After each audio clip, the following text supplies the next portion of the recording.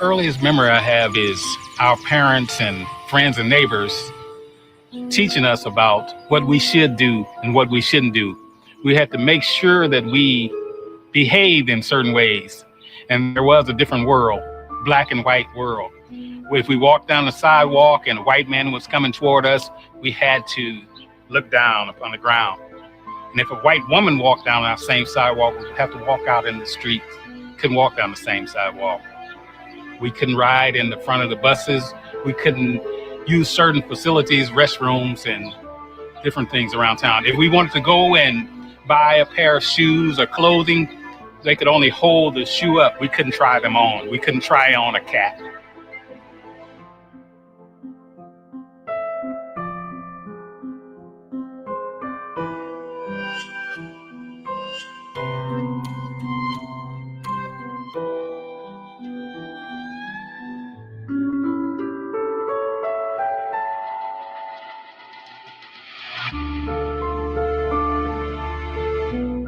Today we will learn how segregation affected the Black communities of Columbus.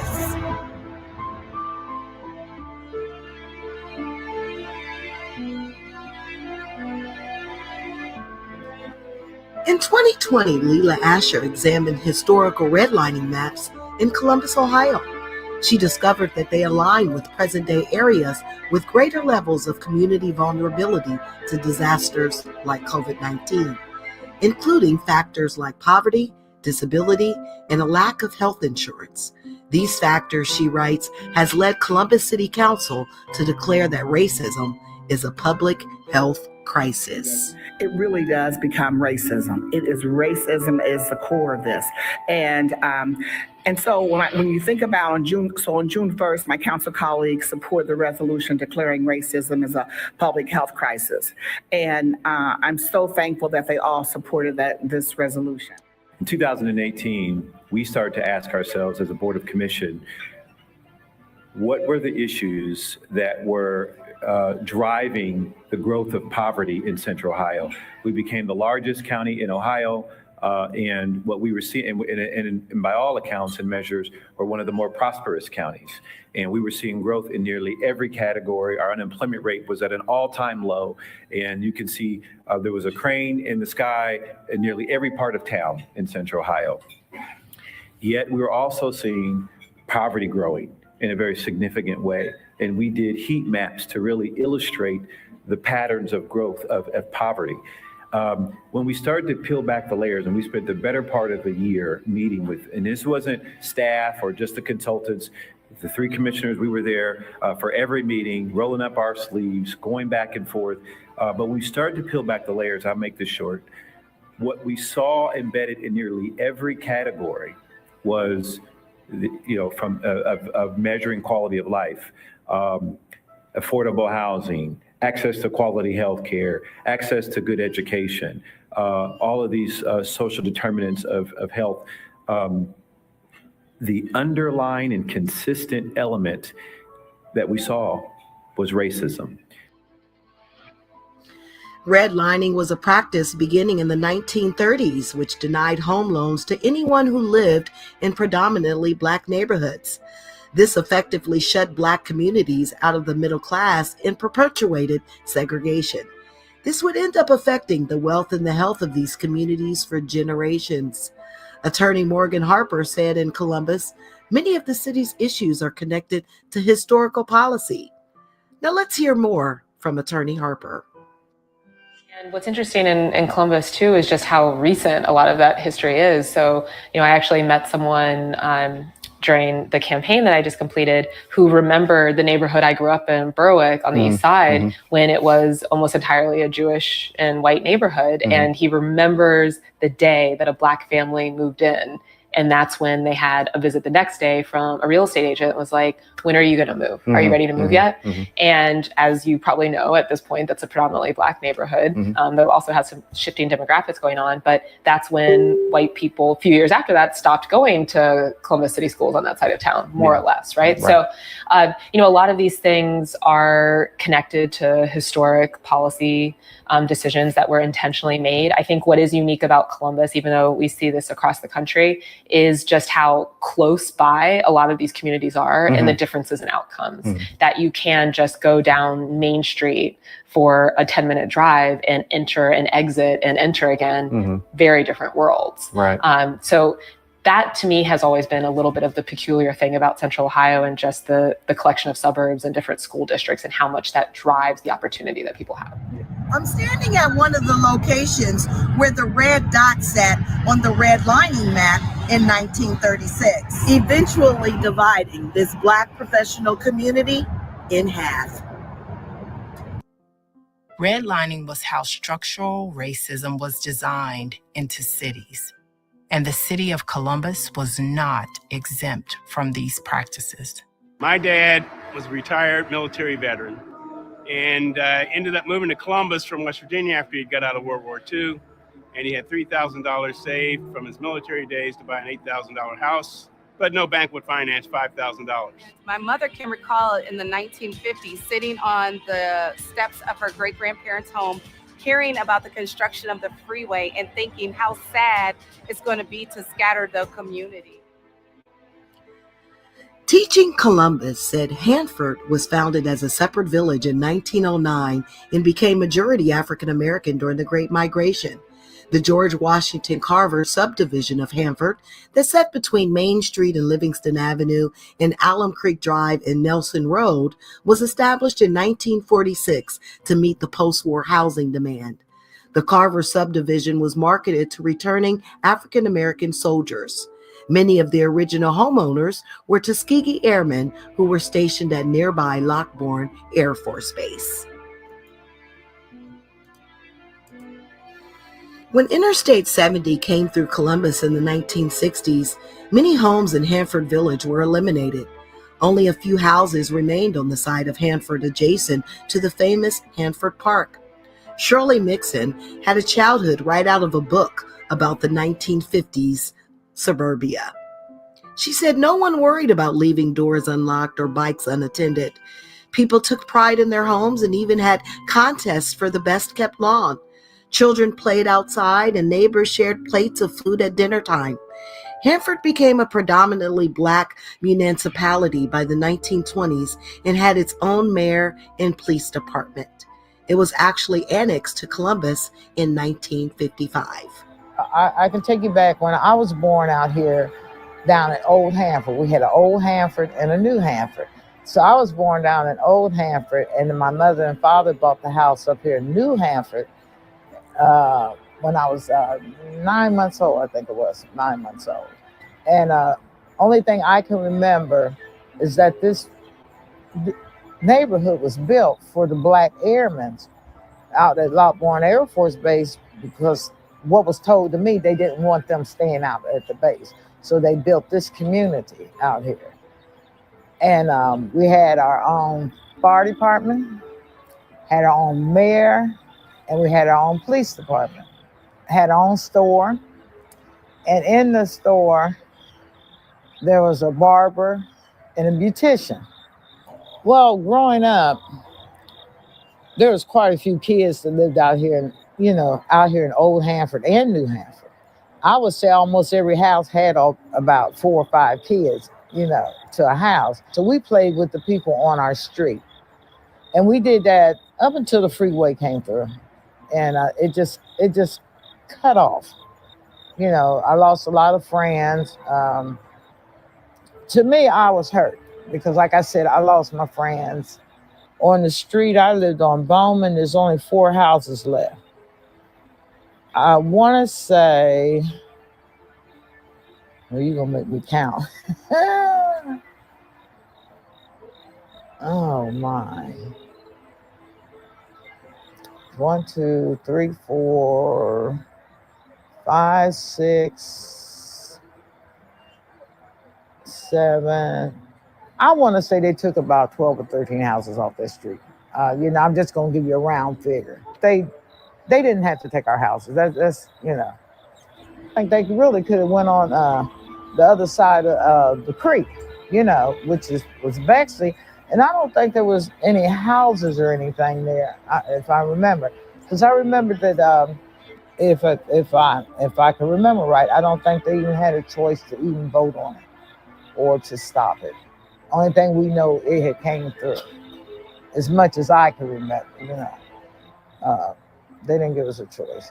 I believe that if the freeway hadn't came through here, that maybe a lot of the young people would have took their parents' house, and it would still be we was like a family knit, close knit family, a community. Matter of fact, I can see them now, and we'll speak and hug. And the only thing, the people that are still here that I know that are older, like Mr. Miller across the street, and Mr. Bolden, he was one of the first ones that's moved out here. Uh, we just still like family. Although Mikeson had a wonderful childhood experience growing up here in Hanford Village, that wasn't always the conversation when it came to Black communities. Redlining and policies affected the Black communities of Columbus. Jason Reese, Ohio State University assistant professor and urban planner, said you can't imagine what happens to Black neighborhoods without the power of prejudice and discrimination. There are many routes a city can take. Still, Columbus seems to always exclusively target Black communities. In addition to redlining, the practice of denying home loans and other resources to Black neighborhoods during segregation, the government also targets the communities for urban renewal. We lost thousands of people in that time of urban renewal. And for us in this area, it was called urban removal because people were moved out. Lowendick tore down 110 acres of housing in the area, which is north of here by Atchison, the Mount Vernon Plaza. All that was housing. And that all came down 110 acres. Retired journalist Ann B. Walker said that there was successful businesses, bars, and music venues on Mount Vernon Avenue and Long Street.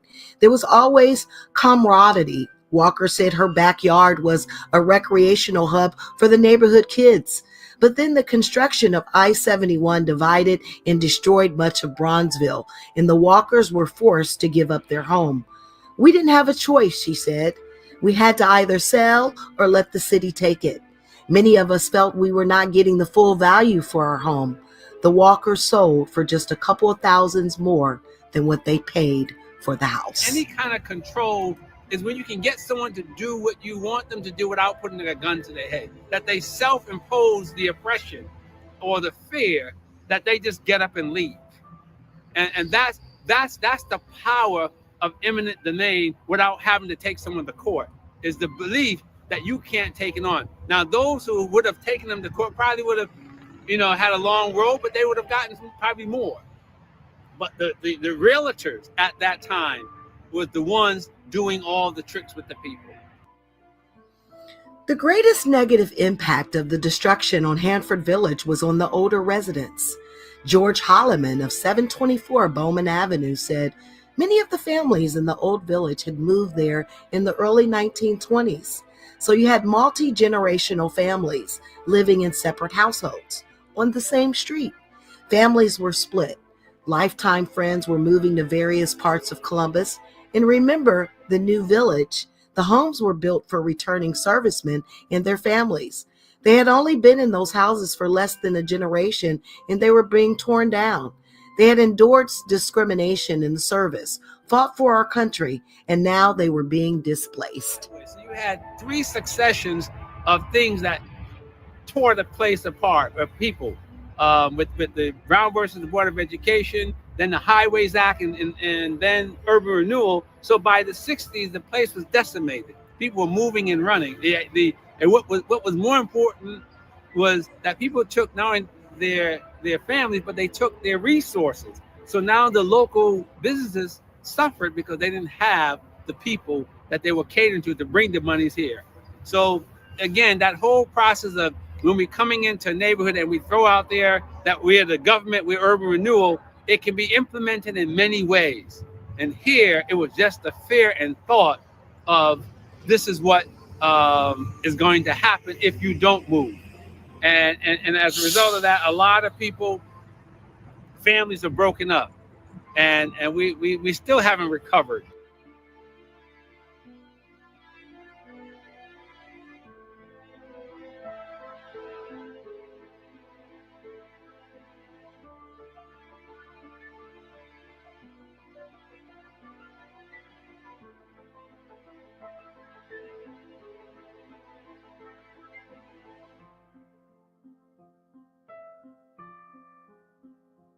Area, and the schools were so far away, and there were no buses, and we literally had to walk miles to get to school, you know. I mean, and you're going into neighborhoods that are not safe, and many times we had dogs sick on us. I can remember my father wanting to buy a house on the hilltop. He went to the bank and they told him, well, you can buy, we will find mortgage, you can get a mortgage for a house, but it has to be on the south side of Broad Street. And he wasn't allowed to get a mortgage on the north side of Broad Street because that was all a white area.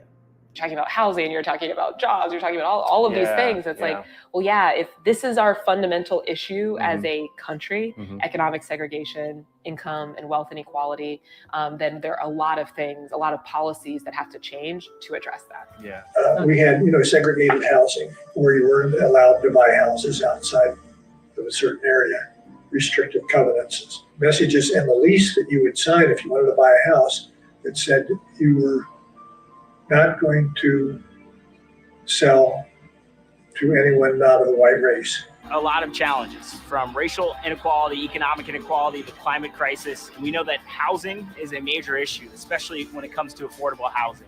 And so we can't just see the policies of the past like redlining and not also look at policies like exclusionary zoning practices that continue to keep communities divided. And ultimately, if we want to have a growing multiracial democracy in which all people can thrive, we have to ensure that people have places to live safely and securely and have the economic security to be successful and to live up to their full potential.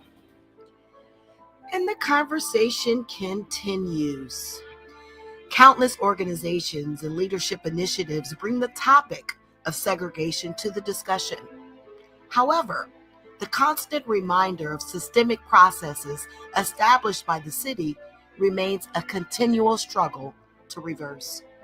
The discrimination and hatred borrowed from our past have been replaced with systems, laws, policies, and orders rooted in the same ignorance. As a community leader, I'm privileged to hear the woes of unfair housing practices and lending, not to mention less than fair home evaluations. I hear the hurts of higher interest rates, taxes, and the discrimination of realtors. The stories I've listened to grow every day. A single line in a speech given 60 years ago in 1963 reminds us of how Americans view segregation. Segregation now, segregation tomorrow, and segregation forever is remembered as one of the loudest cries against racial equality in American history. Governor George Wallace said this during his inaugural speech in Montgomery, Alabama. James L. Poe Jr., who was a former student activist and then president of Montgomery chapter of the NAACP, says Blacks were not invited to attend the event. See, Governor Wallace is one example of a national figure that didn't want racial equality in America. But in the city of Columbus, unfortunately, it wasn't much different. It was always a known culture in Columbus that the Black community was tolerated as a need. And the fewer Blacks, the better the city would grow.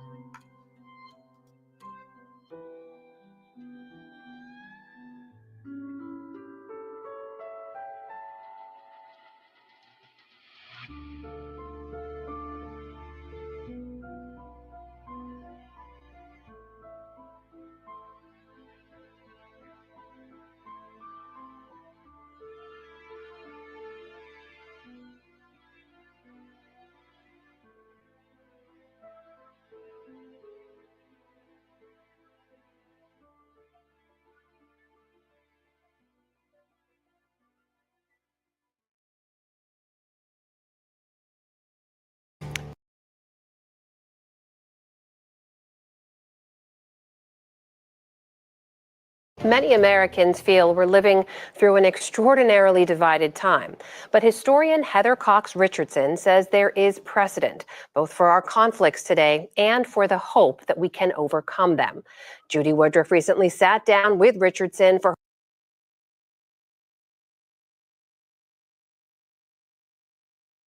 Actors, we can make you believe we know what we're doing, when in fact, we do not. 25 years ago, fewer than one Ohioan died a day of a drug overdose. Last year, one died every 2 hours. Ohio is at the tip of America's drug epidemic. But why? We visited to find out and interviewed 100 people.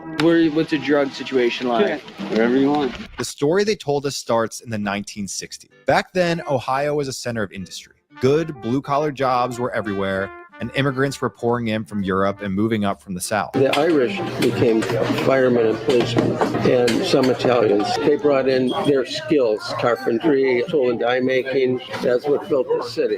By the 1970s, though, a mix of factors started to kill industry. There was foreign competition, government policy, including regulation, a lack of tariffs, and a strong dollar that hurt manufacturing, executives who decided not to reinvest their profits, and unions whose demands made them uncompetitive with foreign workers. Taken together, by the 1970s, American industry was in trouble. Now that they shut down the Pyre plant, it kind of went to crap. After the mill was shut down, nobody had no jobs. Come home from the service, I expected to get a job at the mill and it was closed. There's really no jobs or anything here. First to suffer were the cities. Many people with money moved to the suburbs, while many who lacked it stayed. A lot of people buried, a lot of people went to jail, a lot of people got the hell out of here before they got buried. With growing unemployment and falling populations, cities lost their tax bases and became abandoned. The drugs poured in, beginning with crack in the inner city. A couple years that the drugs came in, the young boys selling drugs and crack cocaine is all around and everybody flourishing. And then the winter came. And the next spring, when I came into the neighborhood, all those young guys that had those cars and were selling that drug, they had gone. They had vanished. That first wave of young men, they had got busted, went to prison or wherever. Then they brought another wave and another wave. When you say they brought, you think it's the government or something else? Oh, absolutely, the government. We won't get into the whole theory here, but many people in the cities believe the CIA and FBI were behind this. A lot of people think drugs were planted in Black communities. It's not a thought. This is real. I lived it. It relates to the CIA's support of the Contras, anti-communist militias in Nicaragua, who were involved in trafficking cocaine to the United States. That theory is a subject for a different video. But what's not is the impact that crack had on neighborhoods like these. Going into the 80s, now approaching the 90s, you had the crack pandemic that hit. It hit the African-American community rampant all over the country. There you had a lot of violence at the time. You had a lot of killing. It's just desecrated the African-American community. Crack got a huge number of Ohioans hooked, jailed, or killed. And this, with thousands of people going to jail for drugs, is really when the war on drugs began to hit Ohio. Just like before, those who could leave the cities did, while those who couldn't stayed. Over time, the neighborhoods became worse and worse, and that created room for meth. A lot of opioids and like meth. Yeah, it's everywhere. You can't walk out of your door without running into someone that's doing their drug run. Yeah.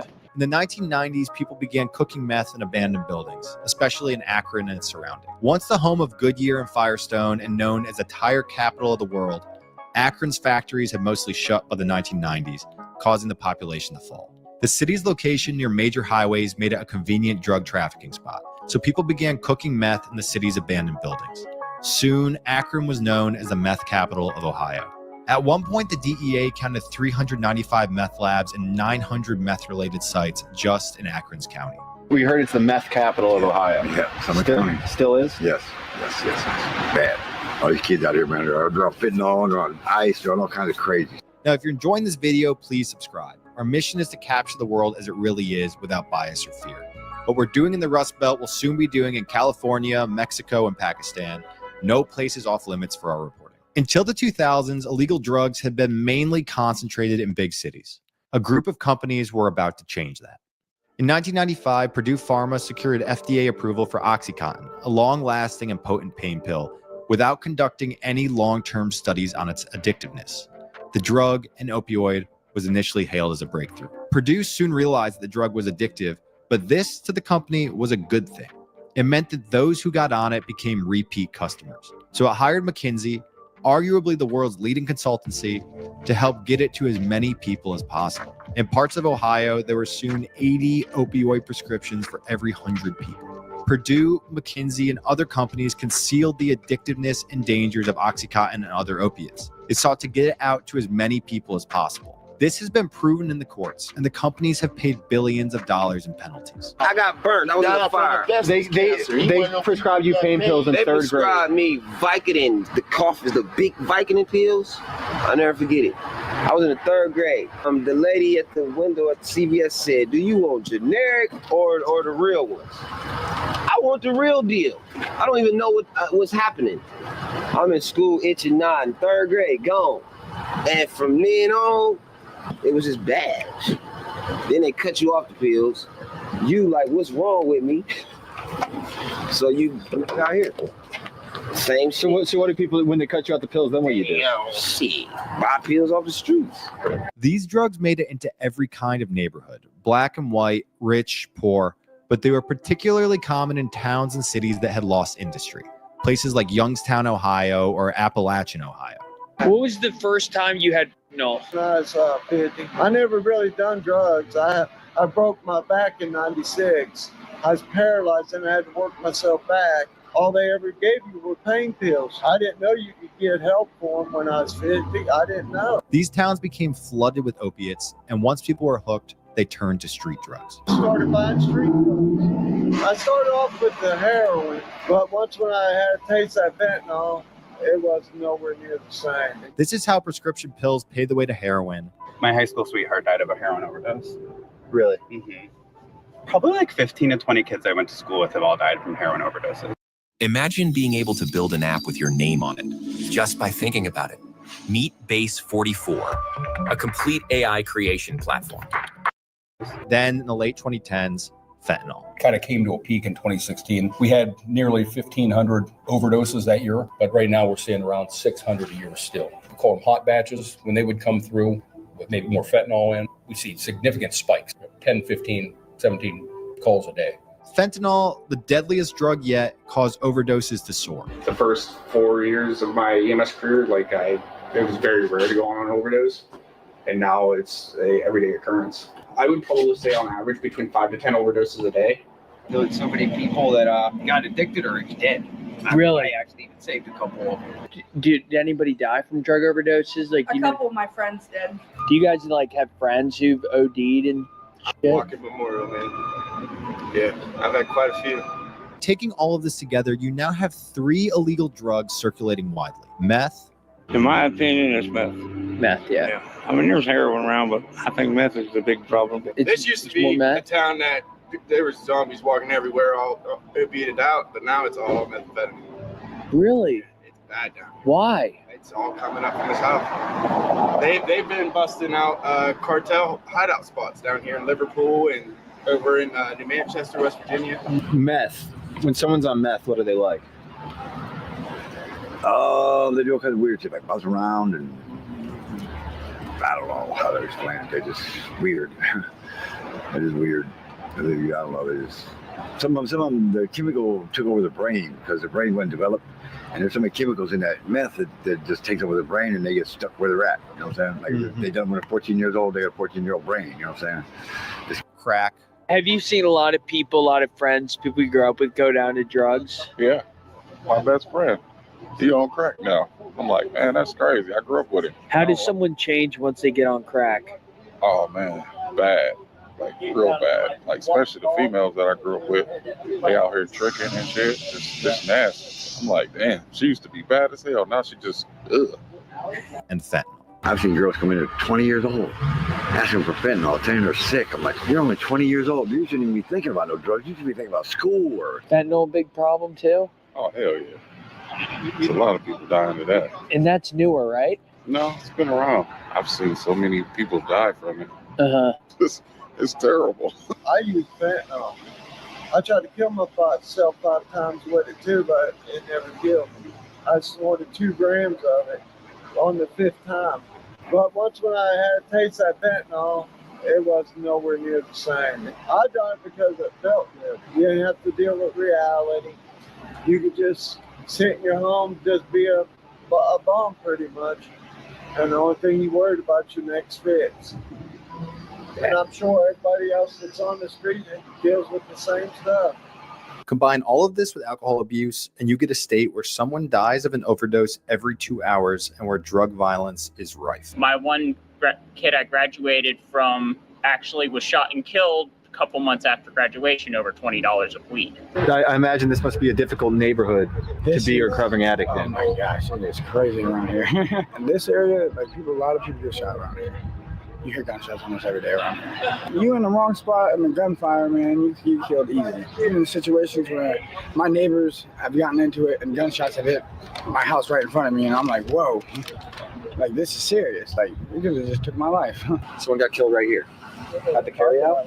Shot him twice, came back, shot him again, and he got in the car, went over there and died. Right across the street there, I worked over there 15 years. Someone said there's a shooting there the other day. Yeah, a buddy of mine, I got killed, man. A friend of yours. Yeah. No, I know. So why does it happen when that happens? He's selling bad drugs. It's all about drugs. Yep, drugs and money. Someone doesn't pay, or what? Right. Well, he's selling bad drugs. That's what happened. $400 sold bad drugs. Yeah, $400 worth of meth. It wasn't meth. It was DMC or some other shit they make it look like meth or whatever it is. Yeah. So he did. Sold it to the Crips. And the Crips retaliated. That was the Crips that did that shit. It's a group of 5 people that's from here. The city is. 3 out of them 5 people have been shot. Wow. Guaranteed. And now 7 times. You've been shot 7 different occasions. Yeah. Not no 7. Oh. Yet, this reporting taught us that there's hope, and it's in how people are fighting back. In some places, it's through community. They'll come through that door on drugs, but after a while, they get cleaned up. We've had quite a few people that's given their life to the Lord that's been down and out without a home. You just love them. You just got to love them. This is fitting for Ohio, given that it was in Akron that Alcoholics Anonymous was first created back in 1935. Other places are getting millions of dollars from the companies that were responsible for the opioid epidemic. They're putting this money into prevention and the widespread use of Narcan. So it's a statewide program that addicts, their family members can actually get Narcan. How does that work exactly? It blocks the opiate receptors in the brain. So when you overdose on an opiate, basically it depresses your respiratory drive. And Narcan goes in and blocks that receptor so that opiates can't do what they do. Mm-hmm. We're not getting called to a lot of overdoses anymore because a lot of people are self-treating. They're administering the Narcan. They're not calling us, not involving us. So, and in other places, it's through sheer force of will. When did you finally decide to get sober?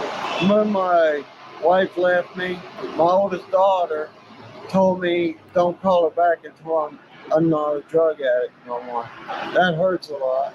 It gave me motivation. The impact that drugs have had on Ohio cannot be overstated. In its 4-decade battle with illegal drugs, Ohio has suffered hundreds of thousands of casualties. Whether it's finally winning remains to be seen.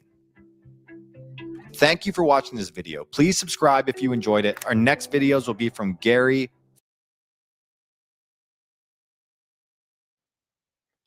The War on Drugs, the sequel.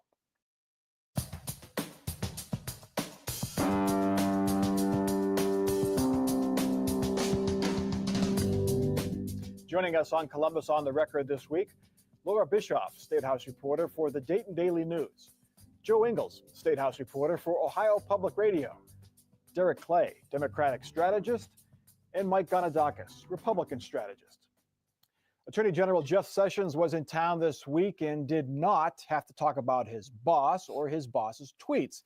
Sessions appeared at the Columbus Police Academy to announce the administration's plan to fight the nation's opioid epidemic. In a speech that brought back memories of the 1980s war on drugs, Sessions said we need to develop a culture that is hostile to drug abuse. While he mentioned prevention and treatment, he primarily focused on locking up those who improperly hand out prescription painkillers. If you are a doctor illegally prescribing opioids for profit, or a pharmacist letting these pills walk out the door onto the streets based on prescriptions are obtained under false pretenses, we're coming after you. Sessions announced the Opioid Fraud Abuse Detection Unit, which will use data to identify pill mills and other abusers. Now, Ohio has been doing this for about 10 years, and still, on average, 11 people die each day from opioid overdoses in the state. Laura Bischoff, overprescribing opiates still remains a problem, I'm sure, but it seems like Ohio has already been down this path. Right. The Ohio Board of Pharmacy has a really powerful and robust data tracking system called ORS. And the doctors, the prescribers, and the pharmacists, they all have to log in and check and report prescription information. And that's really tamped down on these pill mills. I think the state medical board has also done a good job of shutting down these illegal pill mills. That, like you said, that's happened several years ago in Ohio, and it's ongoing. And I think that certainly having 12 additional federal prosecutors across the country would be helpful. But really, what Attorney General Sessions said, I think, is kind of tone deaf to the current movement in criminal justice reform, which is to, instead of lock them up, throw them away the key, think more of treatment and diversion programs. And we've seen that in the recent Kasich budget, another iteration of that. Yeah. It's the age-old question, enforcement versus treatment, supply versus demand. Do you try to cut off the supply, or do you try to reduce the demand? Yeah, well, as Laura said, in the state of Ohio, I'm a member of the state medical board, and I'm proud of the work we've done there, the pharmacy board. So, we do have a big problem, obviously, but we have great ideas that we're using. And with Jeff Sessions coming in, that's a good thing. But Mike, at the end of the day, if you don't cut off the supply, we could spend billions on treatment. But if the supply is still coming in, if we secure the border, if we hold the pharmaceutical industry responsible, and we get tough on Mexico and Afghanistan, I think we can cut the supply and then help those in need. Well, we've been trying to do that since Nancy Reagan said, just say no. Now, she was trying to get at the demand, saying just say no, but we've done this with marijuana, with cocaine, now with heroin. It's all still there. But now we want to build a wall, which I think is a good thing, and we need to get tougher on Mexico. And part of the problem is that in Ohio, at least, we're seeing huge numbers of people who are addicted to fentanyl now. They're addicted to heroin. They've gone past these opiate drugs that Jeff Sessions was speaking about, and they're going into these other drugs that they get because they can't get the prescription drugs. So it's always, it always seems like they just change a drug. Yeah. I think this administration is approaching this the wrong way, to be quite honest. Locking people up and throwing away the key is really not the answer. You have to encourage more of people that are battling prescription drug addiction to get into treatment programs. And, by locking folks up, that's going to burden an already overcrowded system. It takes people away from the workforce, and it's not really affecting treatment. So we got to find a better way to combat this problem that we have in Ohio. Is government the solution of this? I mean, like you talk about this, the government is not the solution in here, but who else is going to do this, though, if the government doesn't do it? Well, at the end of the day, personal responsibility, parental oversight is critical for most societal problems. Okay, the government isn't going to take care of my kids. I'm going to take care of my kids. But there is a role for government, and there's a role for local government, state government, federal government, Mike. But if we don't get tough and provide treatment for those in need, I get that, but you've got to do both, and you've got to hit the gas on both. When we got tough, when we had the crack cocaine epidemic, though, I mean, we threw people in jail, and we really didn't give them the necessary proper treatment that those folks needed. And now you see a whole generation of folks that have come out of that system or still are a part of the prison system, and it really hasn't helped us, since that epidemic has been and gone. And the other thing is having people in prison is hugely expensive. And I know that the Kasich administration and a lot of others, I think conservatives and liberals alike, really are looking for less expensive methods, save the prison beds for the people who are the true violent criminals, and then really kind of focus more on diverting first-time, nonviolent drug abuse or drug offenders and get them into programs so they can get their lives back on track. They can start paying taxes again. They can hold jobs. They can take care of their families. And you got to change the culture. I mean, we're a culture that likes to take a pill for everything that ails us. Right. That's got to stop. Absolutely. And that's where it's got to be. Great point. All right. 5 health insurance companies are stepping up to sell Obamacare exchange plans to 19 counties. They would have been left in the lurch next year. The counties' exchanges were left with no insurers after 2 companies pulled out in recent months. The state has reached tentative agreements with 5 other companies to cover all but one remaining county. That's Paulding County in Northwest Ohio. That's good news for folks on those exchanges, but the filings show that insurance companies in the exchange will seek big premium hikes next year. Some could be as high as 20%.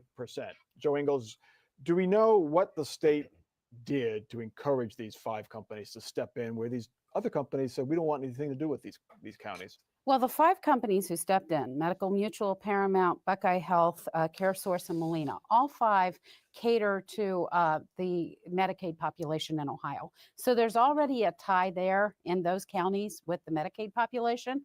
So that was no doubt helpful. The other thing is they're smaller companies. They're looking to get out there, get more well-known, get more clients, and this is a way to do that. But one thing you've got to remember about this whole thing is there's a lot of instability right now in Washington, and no one knows what's going further. And Jillian Froment, who's the director of the Ohio Department of Insurance, she cautions. She says, these are in place right now, and we're probably going to have this short-term solution, but unless Washington does something to solidify it long-term, we're going to have issues. I agree. I think that uncertainty in the market is one of the main reasons why we have, these insurance companies pulling out of these counties, and higher prices are prevalent now because you have such uncertainty by this administration as to what to do with the Affordable Care Act. The uncertainty is Obamacare. It's broken. It doesn't work. That's why we have these increases. Before President Trump, we had 20%. It works. There are problems with it. Well, it's not insurance if you have to pay $15,000 a year and have a $10,000 deductible. It's insurance in name only. I would submit at least, but that's 10 million people across the country that have to do that. 10 million people out of 323, which is 3% of the American population. And it's still the law of the land after two attempts by this administration. I agree, but what's unstable is Obamacare, not the president or the Congress. Now, the Congress, we should be beating them up because they didn't fix it. But at the end of the day, the Democrats have to come to the table and help fix this too. They sit on the sidelines. We have 20% increase. But how were they? I mean, they were sitting on the sidelines, but the Senate was doing the Senate Republicans were doing all the work behind closed doors. They weren't even telling one another what they were doing. So I think that it is time for, it's past time really, for both sides to work together and open up the doors. Right. I agree. When you look at Obamacare, to your point that it's failing, looking at the stats, the enrollment dropped about 4% from last year to this year, according to federal figures. The number of young people who are enrolling is pretty stable. How do you say it's failing? Yes, the premiums have gone up in isolated cases, but these only affect the folks on the exchanges, not like folks who have health insurance through their employer. Or Medicaid, Medicare. But Obamacare was created for those that didn't have employer-based insurance. So, yes. So it's for a specific segment of the population. And 20 million more of those folks are insured. They are insured. They have coverage. Right. They have coverage, and now it's going up 20% apparently, according to the articles. But a week ago, 20 counties in Ohio didn't have it. How we got there? We got there, at least 19 of them. So that's the unstableness of our healthcare system is Obamacare. But Derek, on the other hand, the Affordable Care Act, there was promises to lower our insurance premiums by $2,500. That never happened. It's still, for a lot of people, unaffordable health care. While they are insured, it's still unaffordable for many. I think everybody at this table will agree that Obamacare is not perfect, but it is the law of the land that we have right now. And there has been attempts by this administration to, I might add, to try to change it. And even the folks in Congress can't come to some sort of agreement as to what the solution is, because we have the best solution in place right now with the Affordable Care Act. Okay, next topic. Candidates running for Ohio governor filed their campaign finance reports this week, and one thing is clear, Republicans are raking it in. Democrats, on the other hand, have a lot to make up for in order to challenge the fundraising of top Republicans. On the GOP side, John Husted, the Secretary of State, has raised over $2 million, and Mike DeWine, the Attorney General, has raised $1.2 in the latest filing period. Perhaps the biggest news came when Congressman Jim Renacci, word came out that he loaned his campaign $4 million. Mike Gunadakis, what does it say when Jim Renacci loans his campaign $4 million, other than the fact that he can loan his campaign $4 million? He's a great businessman. He made a lot of money in his career. Good for him. God bless him. I think it's a clear demonstration of the whisper campaign that he's going to drop out and just run for reelect. That's over. When you put $4 million of your own money in, you're in it to win it, or you go home or go drink Mai Tais on the beach.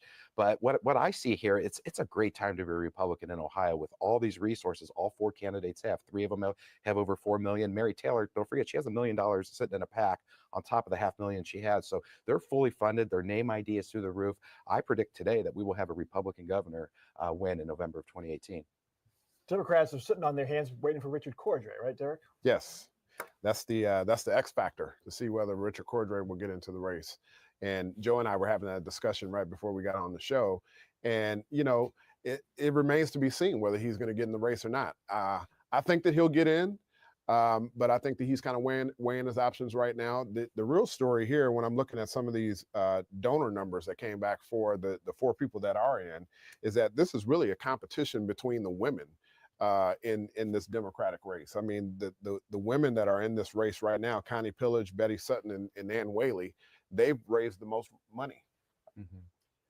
John Huston's number was kind of surprising, wasn't it, Laura? No, I mean, well, he raised $2 million, and outraised Mike DeWine, who's when he didn't have to loan himself any money. Yeah, DeWine and Renacci both loaned a lot of money, and that raises interesting questions down the road. In 2010, when 2010, yeah, 2010.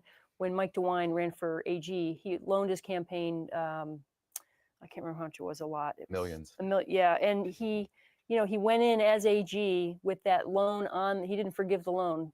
Yeah. So it was on the books, and so all of his fundraising, which a lot of special counsel firms trying to woo work, are giving into the AG's campaign, and I think it raised a lot of ethical issues. The only thing I was going to add there is that with Renacci, I think he's really banking on Trump support. He was one of the first that came out to support President Trump, and I think the indication that you gave, Mike, of him putting that $4 million into his own campaign, I think that he sees something that we may not see. That's the Trump playbook. Yep. Trump self-funded his campaign for the most part. He had raised some money up from PACs and some grassroots donations, things like that. Yeah, I predict that Donald Trump will ultimately endorse Jim Renacci for governor of Ohio. I think it's it's out there. It's going to happen. I don't know when. Mike Pence will do the same formally. But with Richard Cordray, if I may, he's a smart man, and I have no disrespect for him, but he's been away from Ohio for a long time, has no money. You've got 4 all-star women running the Democrat ticket, but the party wants to bring in this white guy from Washington, D.C. to come in to be the savior. Far be it for me to give the Democrat strategy. Doesn't seem like a good one. I think he will have to reintroduce himself to the public. He's been gone for a while. Mm-hmm. Mary Taylor lagged the other 3 in fundraising. She does have $1 million sitting in the bank, but does that give her pause that maybe she might have to drop out, because it is a crowded field right now, Joe? It is a crowded field. And, Mary Taylor was absent at the big Republican dinner recently. She wasn't on, and whatever, the reason, she wasn't there with a lot of those big donors. She hasn't been out there doing some of the things to raise the money that some of these others have. And it kind of makes you wonder if she's going to be that far behind. Mm-hmm. She's Governor Kasich's choice, obviously. And, she definitely could be formidable. But the thing is that she doesn't have the kind of position that the other ones have, where she can be in front of a TV camera a lot, speaking about things that she's doing. I mean, the lieutenant governor just is not a position that's out front a lot. She needs John Kasich to run for something, then she can fill in for him at all. Headings and things like that. Right.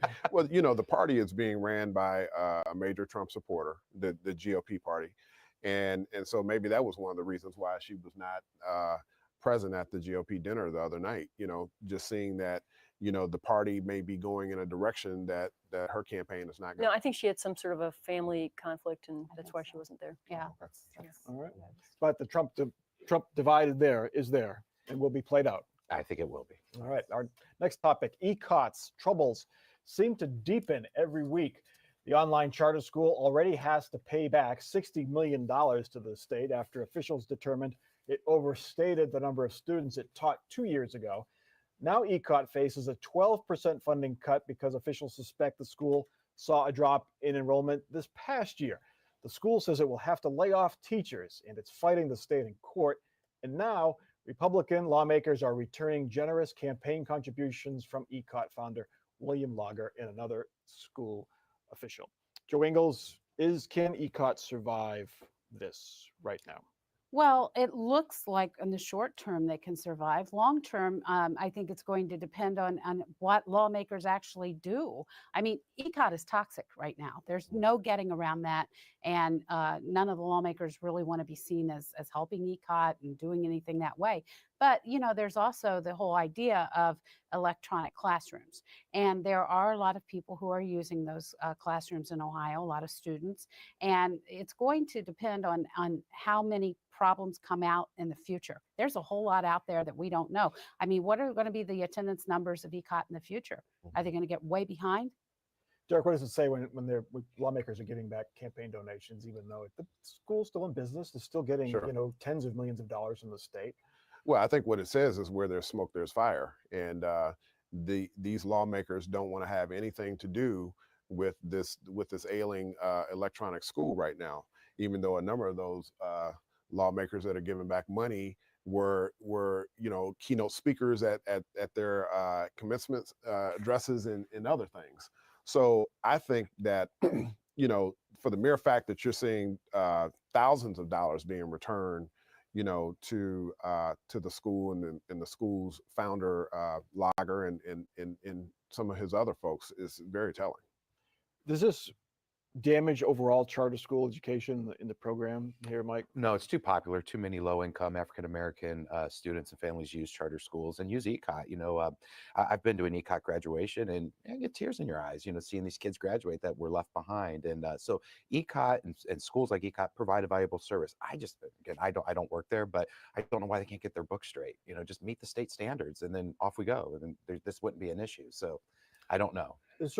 Laura, it shows failings in how the system was set up and some of the oversight early on. They have tightened it up recently, but it does show some failings early on in the system. Right, and I'm sure there's still room for improvement. I mean, ECOT has one of the worst graduation rates. It's on 39%, I believe. Right, and I understand that they serve a population that's a little more challenging, but it's still pretty abysmal.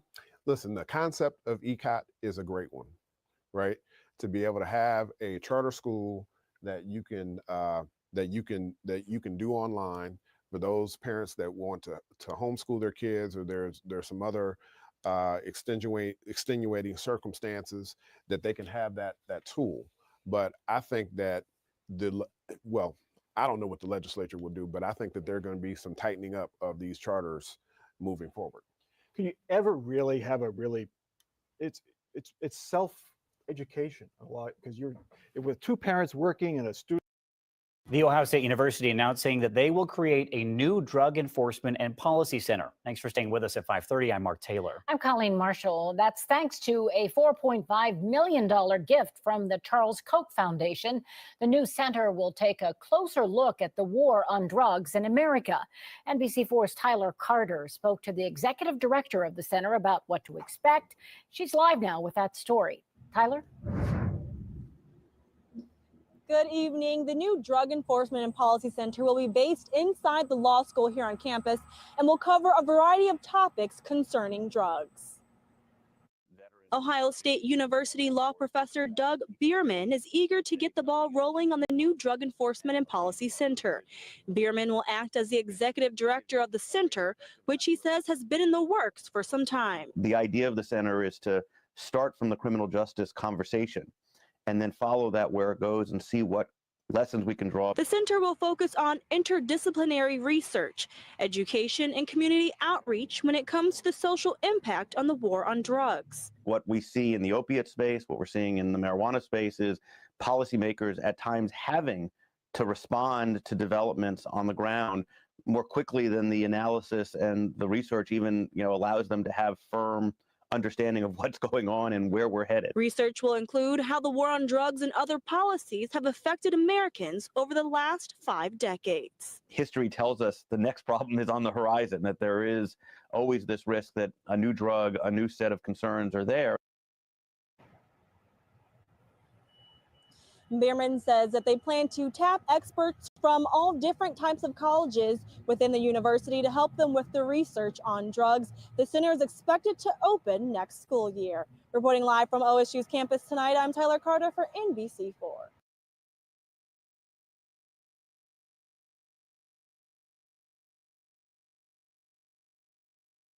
Hold on, before you pay for yet another app to manage your team, let me introduce you to Connect Team, the one platform that replaces all of these. I'm talking about live scheduling, time tracking, and digital forms that help you stay in control. Use instant team updates and personal or group chats to communicate easily and effectively. So stop spreading your business across apps, whiteboards, binders, platforms. It's exhausting, it's expensive, and honestly, it's unnecessary. Join thousands of businesses that simplified employee management, cut costs, and base. Camden County Police. Let me see your hands. America is still at war.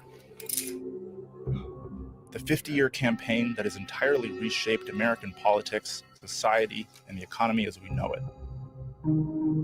The war on drugs. America's public enemy number one in the United States is drug abuse. Drugs are menacing our society. They're threatening our values and undercutting our institutions. They're killing our children. Who's responsible? Let me tell you straight out. Everyone who uses drugs, everyone who sells drugs, and everyone who looks the other way. They were to literally eradicate all of the social, economic, and health ills associated by drugs and drug abuse. And so it doesn't get much more ambitious than that.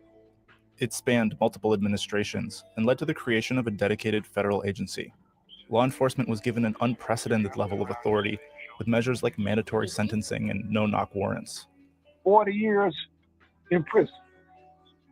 That's what our total sentence was, with no chance of parole. And since 1971, America has spent over $1 trillion enforcing drug policies. Yet, when it comes to whether it was a success, most experts agree. The drug war is a failed policy. The things that they said that would happen, people would stop using drugs, communities would get back together, we'd be safer, they'd get drugs off the street. Those things didn't happen. Not only did it not accomplish its primary objective, but it also generated all kinds of highly counterproductive effects. Now that 50 years have passed since the start of the battle, did the U.S. win the war on drugs? What was the true goal, and was it successful? President Richard Nixon launched the war on drugs in June of 1971. In order to fight and defeat this enemy, it is necessary to wage a new all-out offensive. President Reagan continued the battle during his administration. Tonight, I can report to you that we've made much progress. And by next year, our spending for drug law enforcement will have more than tripled from its 1981 levels. This is crack cocaine, seized a few days ago by drug enforcement agents in a park just across the street from the White House. No one among us is out of harm's way. This is your brain. And this is heroin. This is what happens to your brain after snorting heroin. Any questions? Claiming victory in the war on drugs has been notoriously elusive for everyone from presidents to media strategists, because it's difficult to agree on how exactly to define success. Whether the United States has won the war on drugs is really a matter of whom you ask. Policymakers who have an interest in they're defending their past investments in the war on drugs or in perpetuating it or expanding it oftentimes say that it's been successful. It's been successful in stopping the importation of drugs into the United States, and that it has been successful in terms of preventing access to those drugs. Supporters of the initiative often referred to a steep decline in illicit drug use between 1979 and 2000. At its peak in 1979, 14.1% of Americans 12 years or older admitted to using illicit drugs in the past month. By 1999, that number had dropped by nearly half to just 6.7%. Certainly aspects of the war on drugs has worked. Some drugs have been prevented from coming into the United States. By making things illegal, you raise the price of the product that's illegal, and so that has certainly prevented access for some people. But all of that has changed in recent years. Drug use in the United States is climbing again, and more quickly than ever. In 2019, the number of illicit drug users rose back to 13% of Americans 12 years or older, nearly reaching its peak from 40 years ago. If the goal of the war on drugs was to decrease drug usage and prevent drug-related deaths, it hasn't made much progress. We are still in the midst of the most devastating drug epidemic in US history. Last year, probably 90,000 Americans died as a result of drug overdose. The federal government is spending more money than ever to enforce drug policies. In 1981, the federal budget for drug abuse prevention and control was just over $1 billion. By 2020, that number had grown to $34.6 billion, over 1,000% increase when adjusted for inflation. Just take the DEA, for instance. In 47 years, the Drug Enforcement Administration grew from a small organization with just under 3,000 employees and a $65 million budget to a massive agency that employs more than 10,000 employees with a budget of $3.1 billion. According to the White House, the national drug control budget is estimated to hit a historic level of $41 billion by 2022.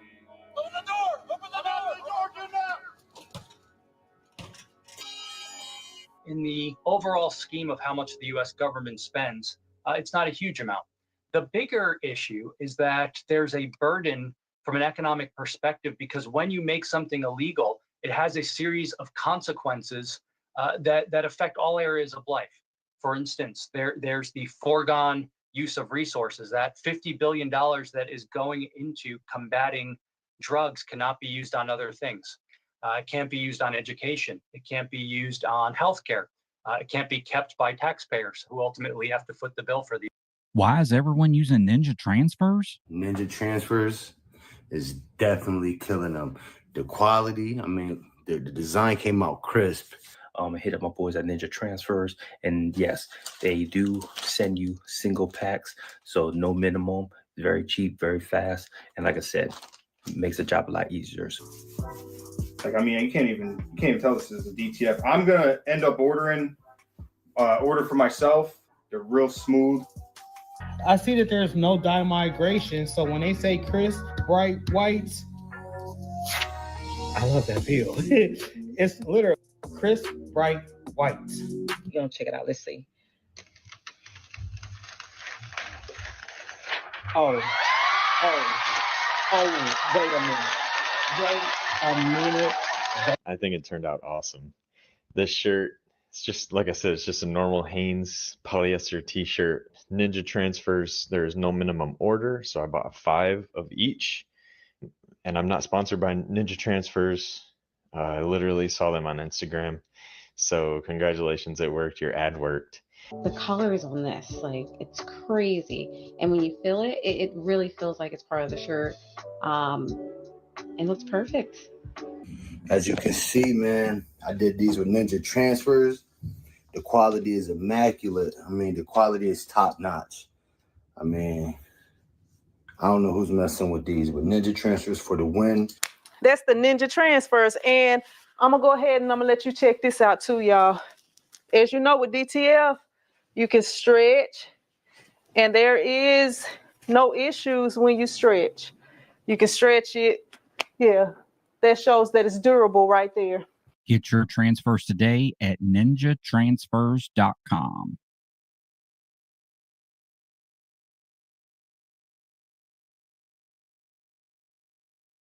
These things.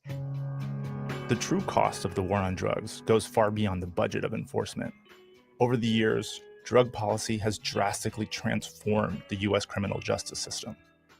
The war on drugs has resulted in mass incarceration, primarily as a result of the draconian sentencing laws that the war on drugs has brought about, primarily mandatory minimum sentences, where it doesn't matter the role of the person in the offense. All that matters is the amount of drugs.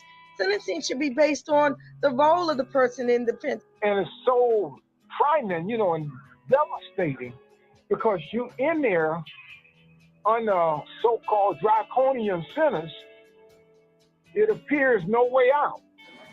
Of the almost 2.3 million people currently incarcerated in the United States, 1 in 5 are locked up for a drug offense. Many users will not stop using in prison, which is the predominant motivation for incarcerating people.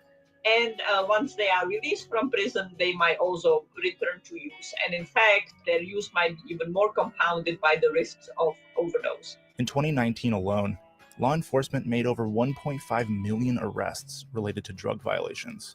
And while more arrests might seem like a success on the surface, it doesn't quite paint the whole picture. It's hard, it's tough. You know, when you first went to prison, no one wanted to hear your story because they felt that you were more or less just fabricating something and you guilty of such. And you deserve to be where you are. That was hurtful and painful. The other really important aspect of this, and then this shifts us into a discussion of some of the social costs, is that people that are arrested for drugs and then convicted have a record. And that record stays with them, often for their entire life. And that can have real consequences on things like educational opportunities, for things like employment opportunities and so on. And so those economic costs, those costs in terms of lost productivity, are significant. It's also important to note that there are 6 times as many arrests for drug possession as for drug sales, a gap that has been increasing over time. In 2018, for instance, 40% of drug arrests were due to marijuana, but 92% of those arrests were made for possession. The conversation about the war on drugs and our investment in the criminalization has always been around this idea that if we arrest people, we are going to get the bad guy. We are going to get the kingpin. And what data has shown us for the last 5 decades is that that's not who we're getting. We're getting people who use drugs. We're getting low-level subsistence sellers. We're not getting any of the boogeymen that the government created. Well, a lot of it has to do with the skewed mentality of law enforcement and prosecutors that if they arrest the low-level person, that they will tell on or inform the higher-level people. What you got in prison. Just one more screenshot, and this SOP is finally done. What the? Why aren't you using Scribe? Scribe literally does it for you. What? Just download Scribe, click capture, and Scribe automatically takes screenshots and writes the step-by-step guide for you. It's done. You're welcome. How did you? Scribe. Now go home. Work smart, not hard. Scribe.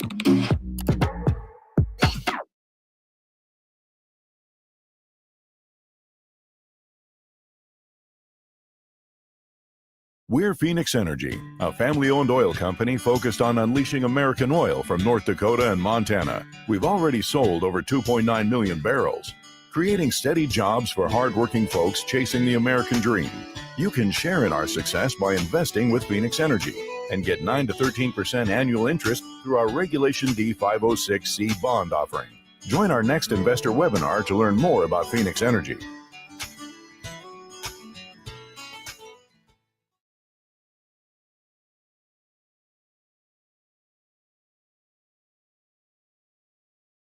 Primarily as users. Because what happened is, in a great many of the cases, the users don't have the information that the prosecutors want and need. So they cut deals, and so what happened is the users, the little one, ends up getting the kingpin sentence.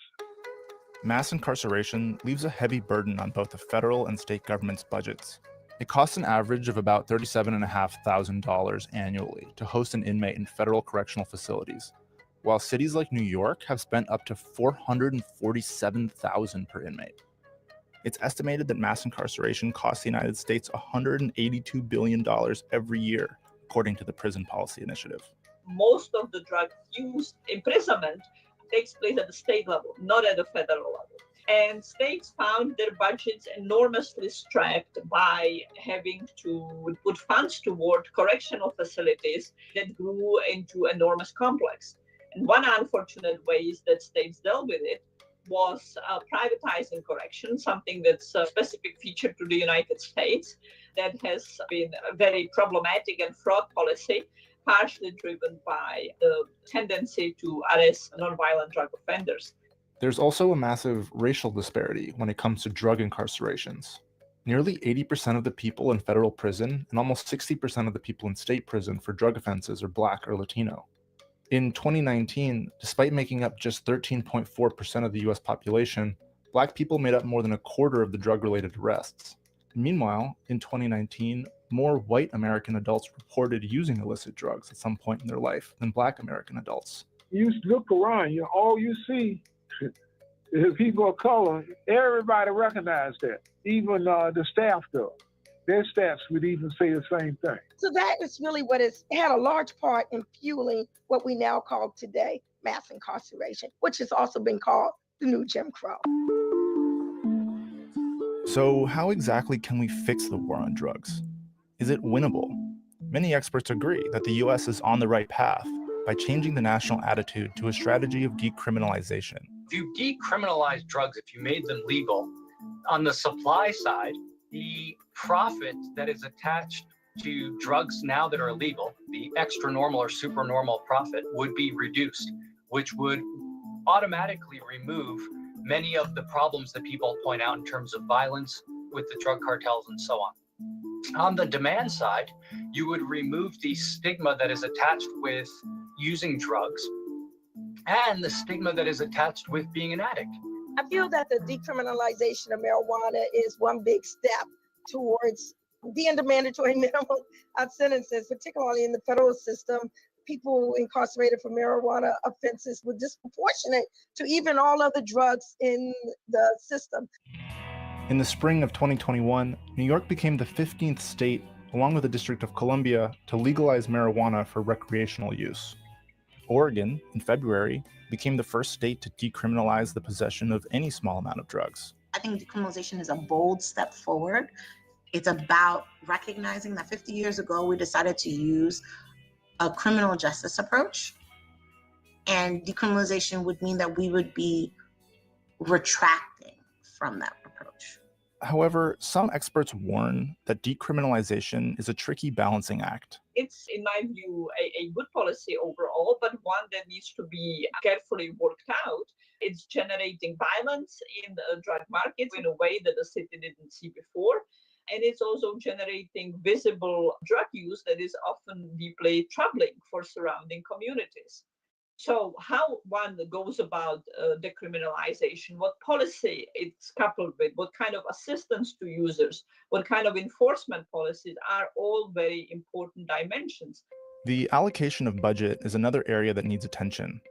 For a long time, the US has spent the majority of its budget in supply reduction, that is, punishing and eradicating the use of drugs through means of criminal justice, rather than demand reduction, that involves education, prevention, and treating people who use drugs. What we need in terms of fixing this issue dealing with the war on drugs is not to pour more money and resources into fighting a war that we can never win, but rather putting resources into what I call transformative change. It doesn't take that type of punishment in order to deter a person.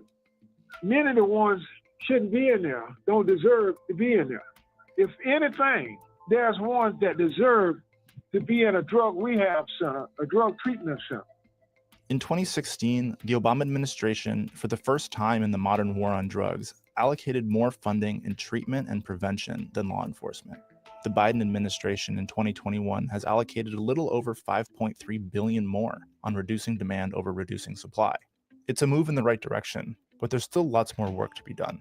We could put that money in actually bolstering drug education across the country that's based in science as opposed to stigma. The money we spent on the enforcement of drugs is futile because it's not actually making us safer, and it's criminalizing communities, but it's also making us less safe because we don't have money for the things that would actually help us. Will these changes really lead to a victory in the war on drugs? Probably not. America's battle against illicit substances is an ongoing one, and it's most likely here to stay.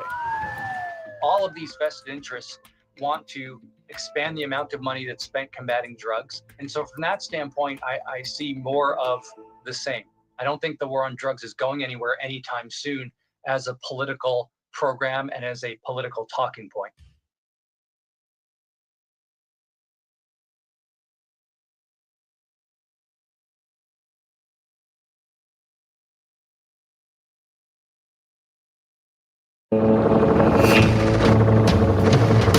$58,000 Americans were killed in the Vietnam War. In 2018 alone, over 67,000 were killed by drug overdoses. In 2017, it was over 70,000. In 2016, over 63,000. The war on drugs is a Vietnam War every year. Most of these staggering numbers have been driven by what's become known as the North American opioid crisis. I narrowed it down to literally 2 overdoses a month. And the rate I'm going, I may not see 32. But how did we get here? How did a toxic mix of the war on drugs and a profit-driven medical system get us to a place where overdoses now kill more Americans than gunshots or road accidents?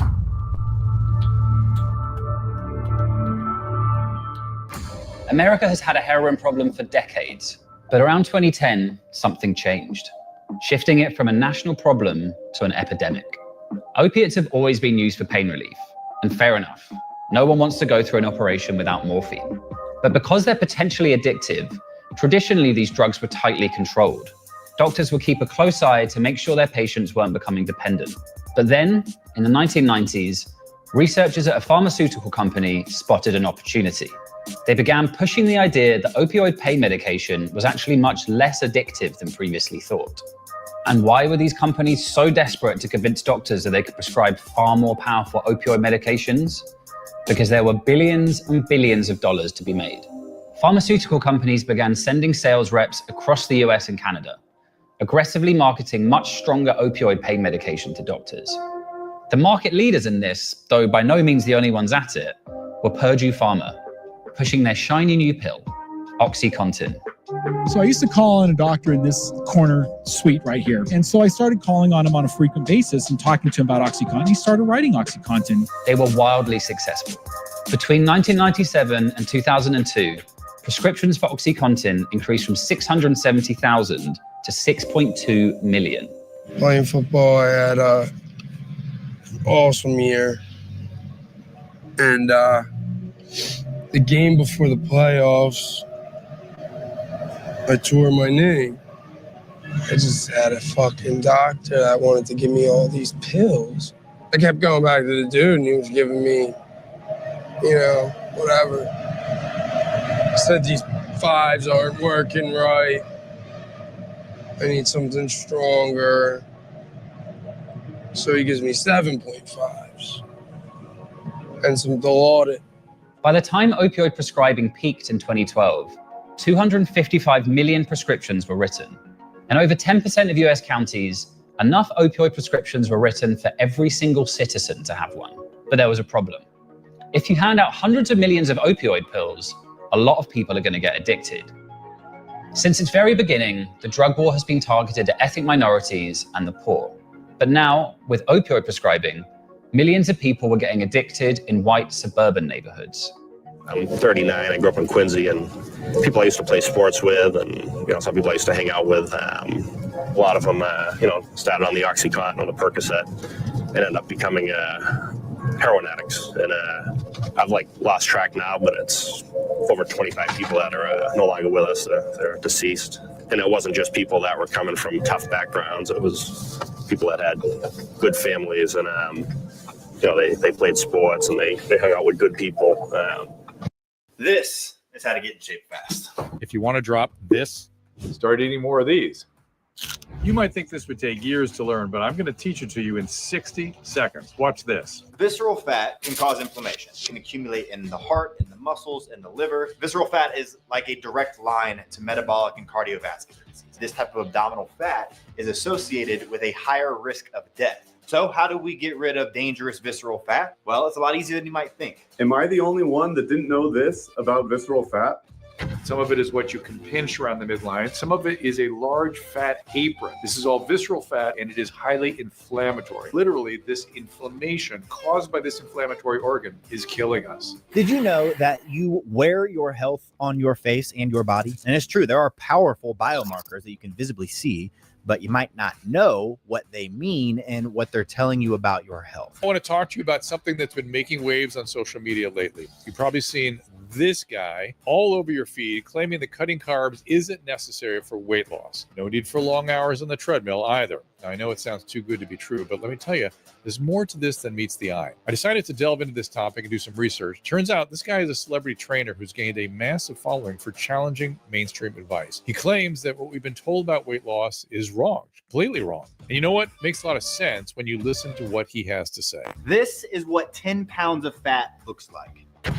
If you want to drop this or more, you got to take your metabolism from this to this. For anyone out there who doesn't know their metabolic type, stop scrolling for just 1 second and listen up, please. Is your body trying to tell you something? The darkness of your outer eye ring, the pinkness of your fingernails, spider veins, veins on your eyelids, your posture, your waist size, your face shape, the list goes on. And what impacts these biological markers the most comes down to two words: visceral fat. What is visceral fat? It's been referred to as invisible obesity or radioactive fat because it's the hidden fat, the fat behind your abdomen, and the fat that's around your organs, and the fat that's toxic to every part of your body, basically erasing your vitality and stealing your strength. And I've been in the fitness industry a long time, and I'm still hearing from people about how they want to get in shape or they want to feel young again, but they don't know what to do. Well, it starts with getting rid of visceral fat. And the number one way to do that is through what you eat and how you move.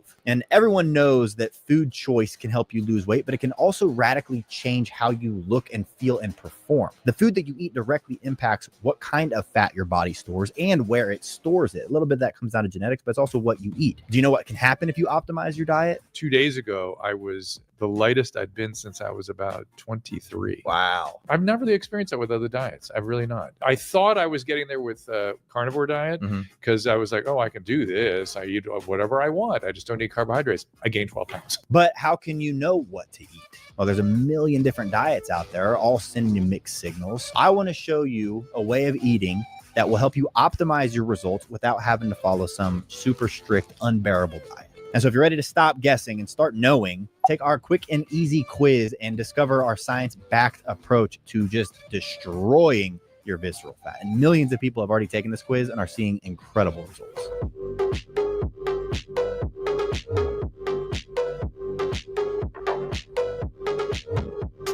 So this is our body type quiz. It's a free quiz. It's 6 different questions, super easy. It takes like literally 20 seconds. You can do it right now. And then at the end of it, it tells you what your body type is, but it also tells you the 3 most important things to do based on what your body type is. And it's completely free. And we won't ask for your email or anything like that. So if you guys want to check it out, click that link below. Take my free body type quiz and get your personalized plan right now. Do it. Just get started now. Don't wait. Not tomorrow. Now.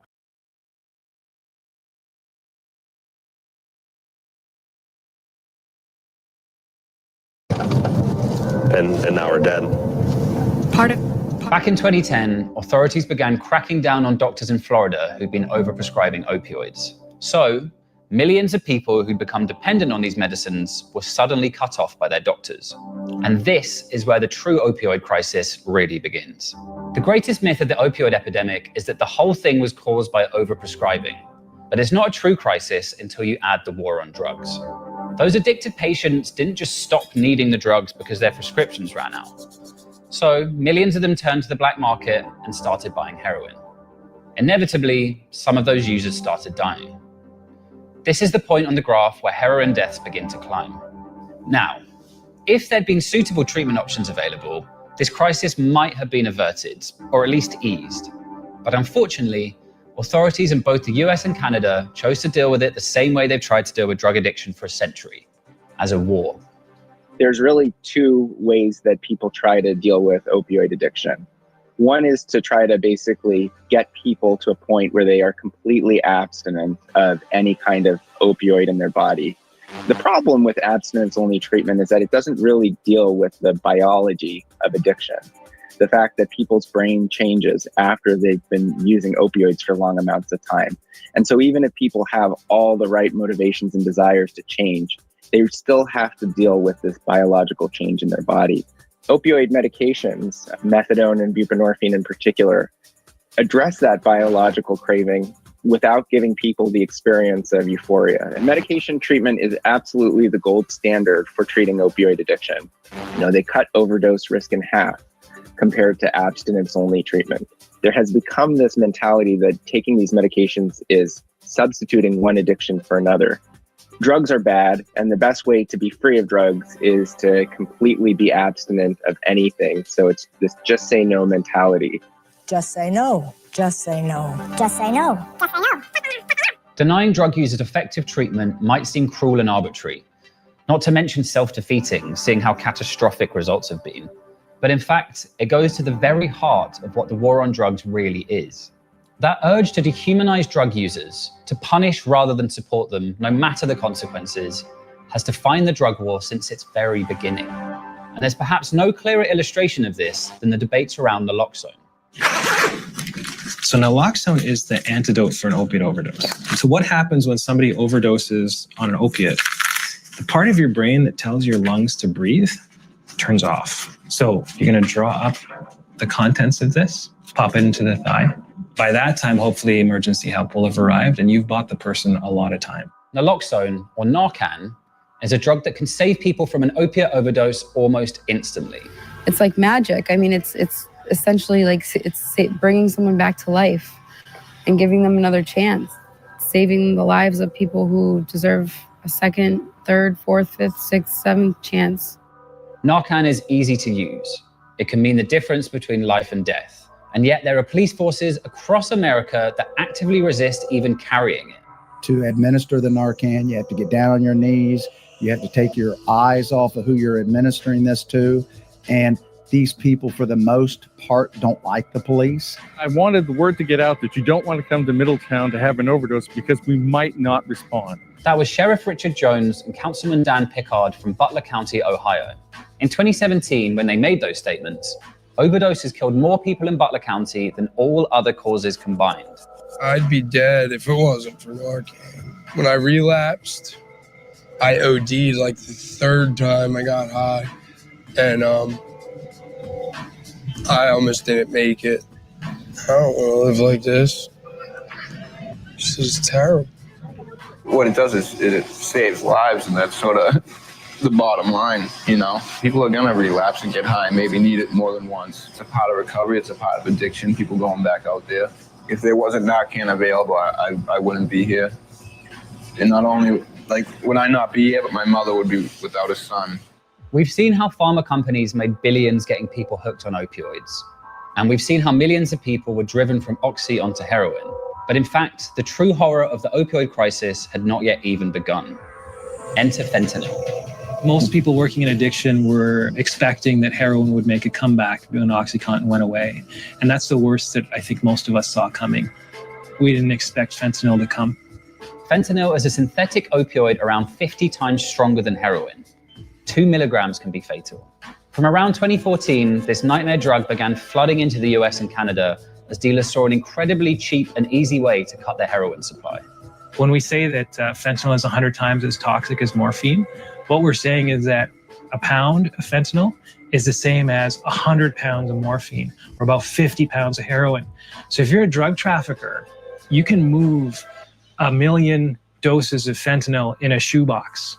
It's fentanyl and other ultra-powerful synthetic opioids that have triggered the astronomical spike in overdose deaths across North America. From 2015 to 2017, we've tripled our fentanyl seizures across the country. In 2017, in New York City alone, the DEA seized 193 kilos of fentanyl. That's enough to kill the city's entire population 11 times over. And it just gets scarier.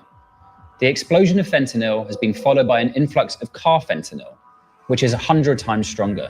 In that 1 gram, that's actually 50,000 fatal overdoses. 50,000.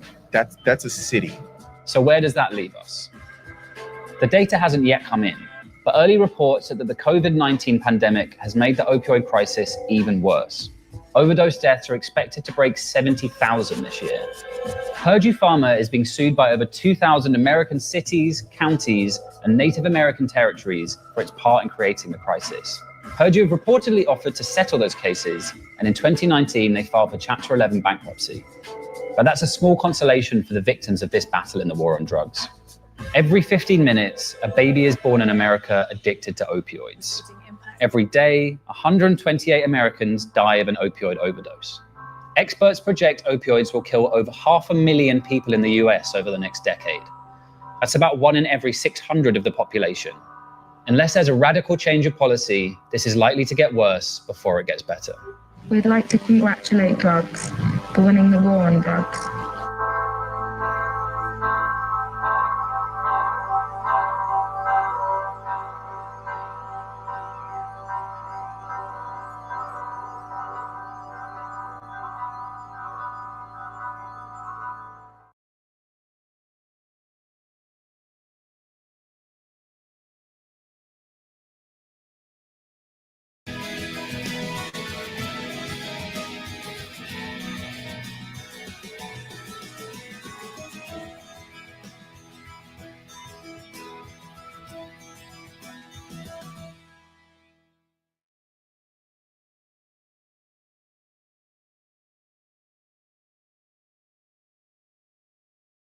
As an owner of Walton Goggins goggle glasses, I know how to make slick-looking goggle/glasses. But I have no idea how to make slick social media-styled stuff to sell it. But GoDaddy Aero uses AI not only to create social content out of thin air, it can build a whole social media calendar just for my business. So all I had to do was upload a video of me and my pretty face, and voila. Walton Goggins goggle glasses are great gifts for all guys and gals. Try saying that 10 times fast. Look like you know what you're doing at GoDaddy.com.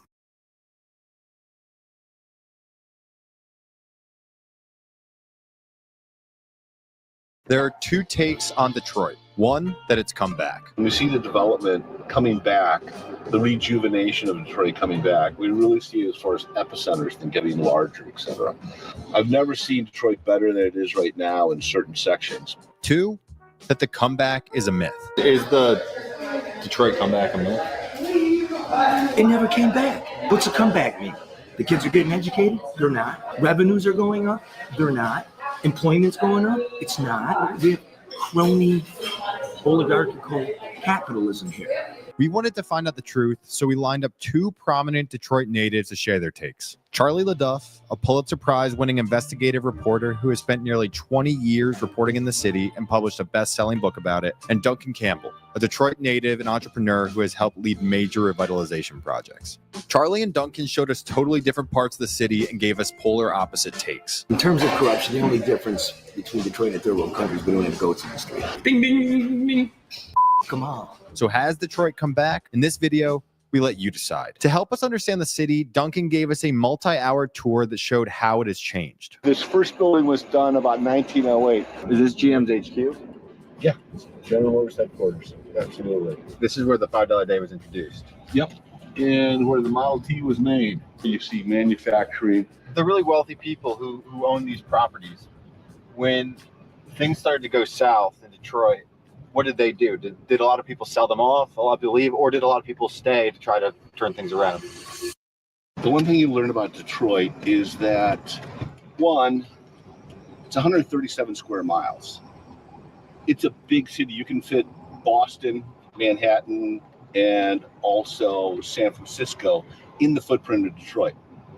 Combined? Combined, all within. Wow. In 1950, the population of Detroit was 1.9 million. The population of Detroit today, 750 to 800,000, depending on how you count it and when you count it. Wow. So because of that, there's a lot of depopulation in Detroit. This is all neighborhoods. This is all single-family dwellings. These have all been taken down as they've been abandoned, and then they've basically been scraped on the site. And so we're seeing in Detroit, in a lot of these areas, especially on the east side and also on the northwest side, a lot of urban agriculture, tree farming, and things like that. You can see the contrast from what we just came from, which were, 8,000 square foot houses, down to open space. Yeah. And so the city of Detroit. Why did Amazon send me $20,000? Because I use Amazon AI. I'm going to show you a way to potentially make money by pairing. Over 40 years ago, US President Richard Nixon declared drug abuse public enemy number one, starting an unprecedented global campaign, the War on Drugs. Today, the numbers are in. The war on drugs is a huge failure with devastating unintended consequences. It led to mass incarceration in the US, to corruption, political destabilization and violence in Latin America, Asia and Africa, to systemic human rights abuses across the world. It negatively affected the lives of millions of people. All of this while we waste billions of dollars every year only to create and fuel powerful drug cartels, while the goal of the war on drugs seems less achievable than ever. A world without drugs. How could this happen?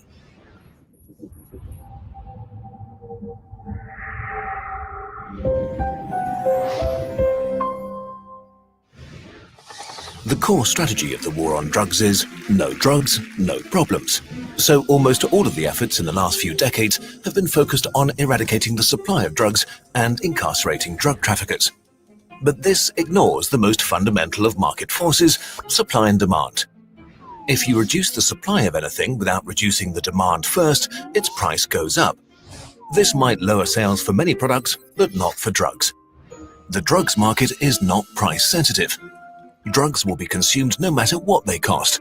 So the effect is to encourage production of more drugs and recruitment of more traffickers, which increases availability. This is also known as the balloon effect. Even if drug production or a major supply route is destroyed, the supply for the end user is not reduced. A perfect example of this is crystal meth. The US government tried to stop its production by strictly regulating the sale of chemicals used to manufacture the drug. This forced big meth producers out of business, but the unintended consequences were that thousands of small-scale operations started all over the country, mostly in small towns and rural communities, using chemicals that weren't regulated. In response to this, some US states wanted to reduce the supply of homegrown meth by regulating even more chemicals, which reduced small-scale meth production drastically. But the supply of meth still stayed the same. Mexican drug cartels immediately took over and opened big production operations. Their meth was even better than it was before, and they had loads of experience in smuggling. So all these efforts made meth production more professional, the drug more potent, while supply wasn't reduced at all. You can't win this war on the supply side. Not only are drugs widely available, demand unbroken, and some drugs purer than in the past, with a budget of around $30 billion, the US Drug Enforcement Agency has an efficiency rate of less than 1% when it comes to stopping the flow of drugs into the US and inside the US. For many minors around the world, it's as easy to get illegal drugs as alcohol. But it doesn't stop here. Prohibition may prevent a certain amount of people from taking drugs, but in the process, it causes huge damage to society as a whole. Many of the problems we associate with drug use are actually caused by the war against them. For example, prohibition makes drugs stronger. The more potent drugs you can store in as little space as possible, the more profit you'll make. It was the same during alcohol prohibition, which led to an increased consumption of strong liquor over beer. The prohibition of drugs also led to more violence and murders around the world. Gangs and cartels have no access to the legal system to settle disputes, so they use violence. This led to an ever-increasing spiral of brutality. According to some estimates, the homicide rate in the US is 25 to 75% higher because of the war on drugs. And in Mexico, a country on the front line, an estimated 164,000 have been murdered between 2007 and 2014. More people than in the war zones of Afghanistan and Iraq in the same period combined. But where the war on drugs might do the most damage to society is the incarceration of non-violent drug offenders. For example, the United States, one of the driving forces of the war on drugs, has 5% of the world's total population, but 25% of the world's prison population, largely due to the harsh punishments and mandatory minimums. Minorities suffer because of this especially. African Americans make up 40% of all US prison inmates. And while white kids are more likely to abuse drugs, black kids are 10 times more likely to get arrested for drug offenses. Okay, but is there actually something different we could do? Is there a way out of this mess? In the 1980s, Switzerland experienced a public health crisis related to heroin use. HIV rates skyrocketed and street crime became a problem. Swiss authorities tried a new strategy, harm reduction. They opened free heroin maintenance centers where addicts would be treated and stabilized. Here, people would be given free heroin of high quality, they would get clean needles, and have access to safe injection rooms, showers, beds, and medical supervision. Social workers helped them find housing and deal with other problems in their lives. The results were a sharp drop in drug-related crime, and 2/3 of the people in the centers got regular jobs because now they could focus on getting better instead of financing their addiction. Today, over 70% of all heroin addicts in Switzerland receive treatment. HIV infections have dropped drastically. Deaths from heroin overdoses have dropped by 50%. And drug-related street sex work and crime has been reduced enormously. So there are methods that are not only way cheaper, but also actually work instead of creating more problems. Drug prohibition led to a system that bulldozes human rights, costs vast sums of money, and creates a lot of human misery, all in pursuit of an unobtainable goal. After 40 years of fighting, it's time to finally end the war on drugs and move on to something better. This video was supported by the Open Society Foundations and by viewer donations on Patreon. If you want to learn more about how you can influence drug policy, check out the Stop the Harm campaign. We finally have some merchandise. If you want your own Kurzgesagt poster, t-shirt, mug, or stickers of little monsters, you can get them now at the DFTBA store. Imagine bringing your side project to life just by thinking about it. Meet Base 44, a complete AI creation platform. Describe what you want and watch it take shape. You can plan, customize, and expand in any direction. From tools built for one to platforms ready for many. From passion projects to enterprise-grade systems. Everything is built in and ready to launch. It's a new world of creation, where you can go as far as your imagination takes you. Can you imagine it? Let's make your dream a reality right now.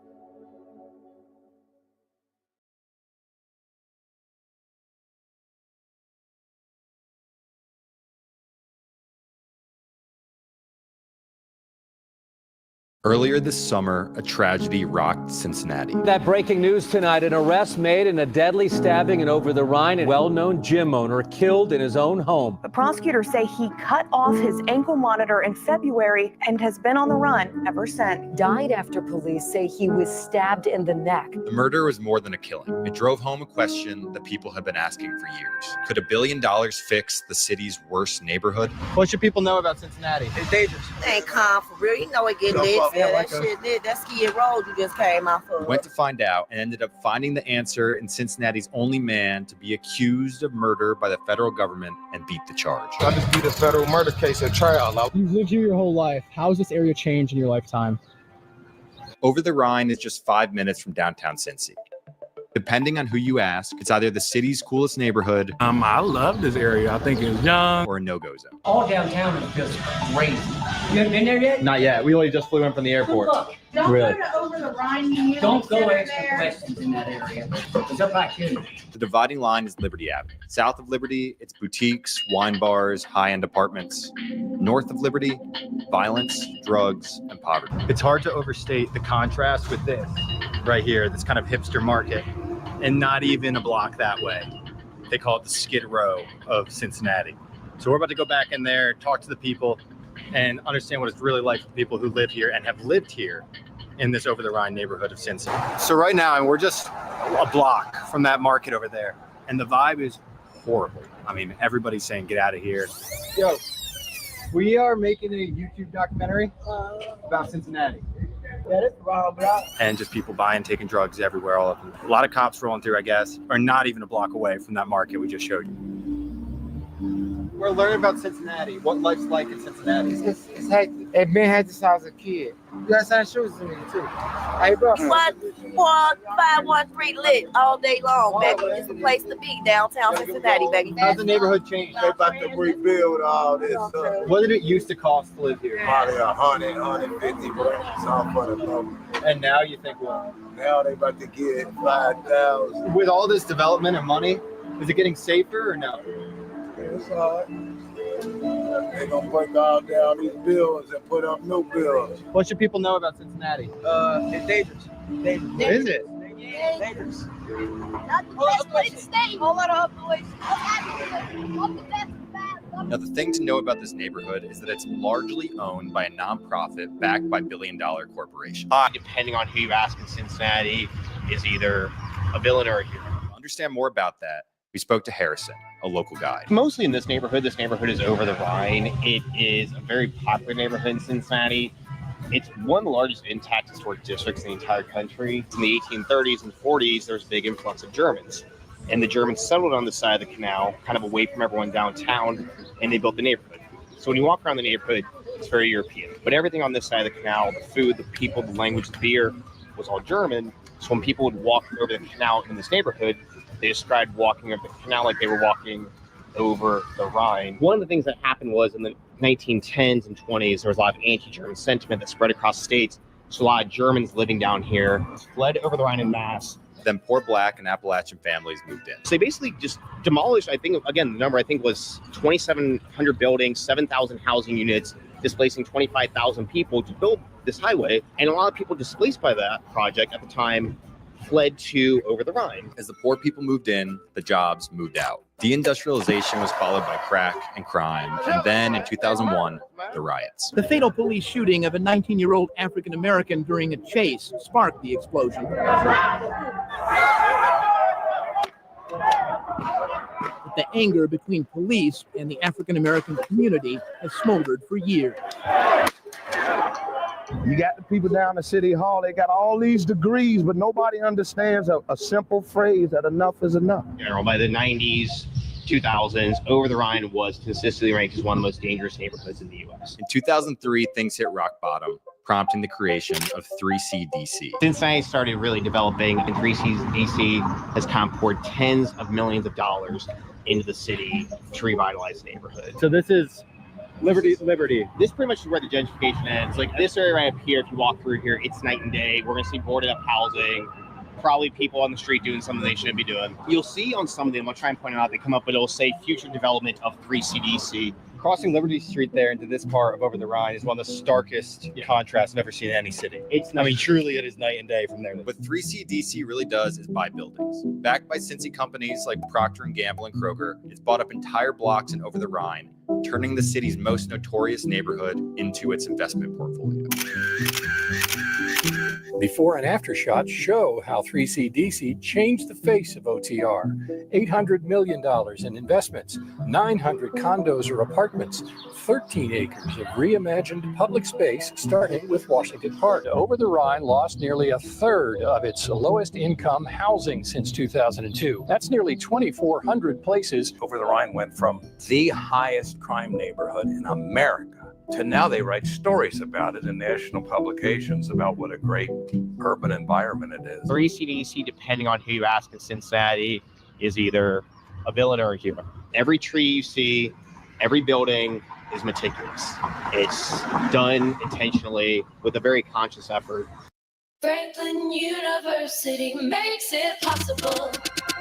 Time has come, make a break from historical. Set a course on a path to the magical. Show the world how you're unstoppable. Franklin University makes it. Become the next level leader you aspire to be with a doctorate from Franklin University. Choose from programs in business, healthcare, and education, and finish your doctorate 100% online in as few as 3 years with Franklin's No Fear dissertation. Learn more at franklin.edu.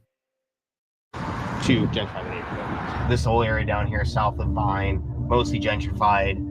When you go right through here, the street intersection right here is Liberty Street. Right here, North Vine Street. Night and day contrast, like these a lot boarded up buildings. Real quick, if you're enjoying this video and want other stories like this around Cincinnati, Appalachia, and the Rust Belt, make sure to subscribe. We are dedicated to covering stories that the big news won't tell. That's what brought us here, and that's what's guiding us as we do these stories around the area. Coming from that side of Liberty Avenue to here is going from one world to another. More so than any other neighborhood we've been to, the divide here is just night and day. I mean, total gentrification here, total neglect over there. Just to drive it home, on that side of the street, right past those stoplights, that's where we were before. Total chaos, feels very dangerous, tons of open drug dealing, people saying it's not safe. And then you cross the street and it's big new apartment buildings, street art, all these kind of gourmet hipster cafes, stuff like that. This market right here, Finley Market, this is like one of my favorite places in the world. So this has always been here, or they rejuvenated it? It's been here since 1852. It's had a few different renovations. I mean, we're still in the kind of European zone, We're still over the Rhine. It's built and sometimes owns bars, restaurants, and apartments. So around here, what do you think a one-bedroom apartment rents for? There are some apartments down here that a solid one bedroom with decent amenities for $1,000.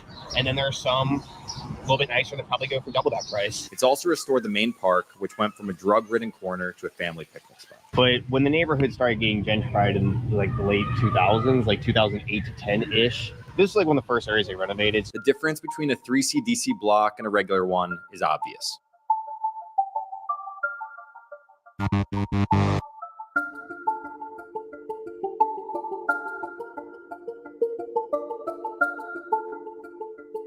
This raises a lot of questions. Is gentrification fair? And as more and more people move in, is Over the Rhine safe? Despite the money, crime remains rampant. Cincinnati's Skid Row cuts through the area. This is the bad part. It's the bad part of the area? Yeah, where y'all from? We're based out of New York. You need to walk down that street. The street? Yeah, go take a left there and then take another left behind here and you'll see some interesting things. Okay. They probably think we're Costco. I wasn't.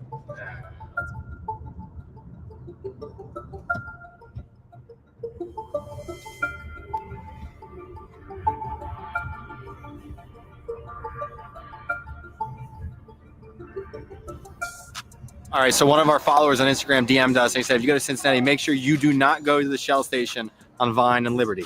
Shell station's right there. We're gonna go check it out. You born here? Yeah, I'm from up here. It's real cool. I just don't think it's for everybody. Wait, who's it not for?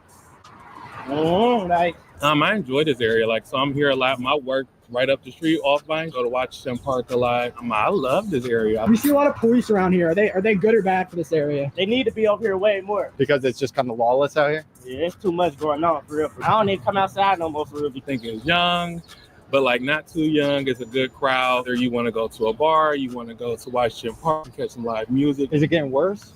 Way worse. Why do you think that is? Everybody just trying to prove themselves, basically. Yeah. Looks like you can't even go inside the store here. You just got to order it outside, whatever you want. I'll go grab it for you. Do you do this yourself? Yeah, I did it myself. Did it all with spray paint from Walmart. How long have you lived here? I lived here all my life. With all the gentrification and development and this and that, think it's good or bad? It's very good if they can house people like they're supposed to house people. Building up now, it's condos. Can't afford all that stuff, man. So it's supposed to be for low-income housing. That's what they started out for. When push come to shove, you know what I'm saying, they want market rent and everything else. So they're doing a lot of development, but they ain't placing a lot of folks. You ain't got nowhere to put everybody. You only got one homeless shelter for the man. I'm homeless now. How are you? Yeah, I'm waiting for a apartment now. So what was the city like when you came here in 2008? And I came here going to college and was like, oh, well, don't go downtown, don't walk downtown, because people didn't feel safe. Questions about safety came to a boil this summer. One of the owners of a popular business near Finley Market is Dan, the victim of a knife attack inside his Over the Rhine home early this morning. Police have identified the victim as 46-year-old Patrick Herringer, who co-owns Finley Movement. Patrick and his wife had opened a popular gym in Over the Rhine. They were emblematic of the city's comeback. The alleged killer had been on house arrest and cut off his ankle monitor 4 months prior, but the city did nothing about it. The prosecutors say he cut off his ankle monitor in February and has been on the run ever since. Black has a lengthy criminal record. 2016, he was convicted of felonious assault when Black and others beat an Indiana man until he was unconscious. It maintains absolutely that he is not guilty of these charges. So has $1 billion fixed the city? The best answer was given by this man who we met right outside the gentrified market. Everybody ain't good people, you feel me? Have you lived here your whole life?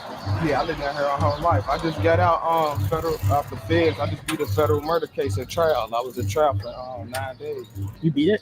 Yeah, I was found not guilty at trial. He's one of the only people in America to beat a federal murder charge. More than 99% of federal trials end in a conviction, but not his. What was the story there? It was a cold case. Some guy that I don't really know from around this area right here, this street, got on the stand, made some stuff up about me. The police coached him. He tried to get me. He said, I ain't know the victim. I ain't know dude who was trying to tell him. So someone was just trying to rat you out? But yeah, he was locked up for a gun. His name's Jerome Smith. called him Feke, facing life. He tried to get out. Well, he did get out. He succeeded. Even though I was found not guilty, they still let him out. But he shot a girl that was pregnant and everything before. So they rather a person like him be out on the streets versus me, and they don't even know if I actually committed the crime. They just took his word. Somebody who known for doing this type of stuff. I ain't never been a prisoner or nothing. So they should have at least did a thorough investigation before they just came and pinned the charges on me. Yeah, I was in there for 2.5 years. I had a lawsuit.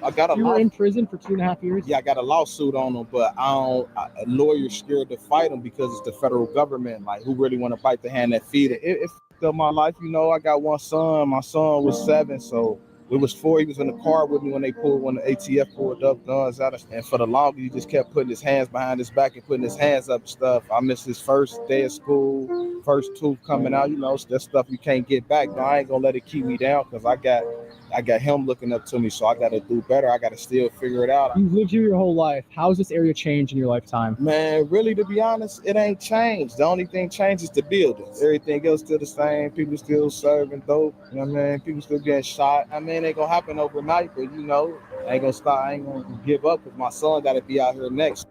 Thank you for watching this video. If you enjoyed it, make sure to subscribe. We have some more Ohio and Appalachia content coming out, including another video from Cincinnati. Got safety protocols? Grainger has the safety pros to call. Shop our vast inventory of safety products at Grainger.com. Call, click, or just stop by. Grainger, for the ones who get it done.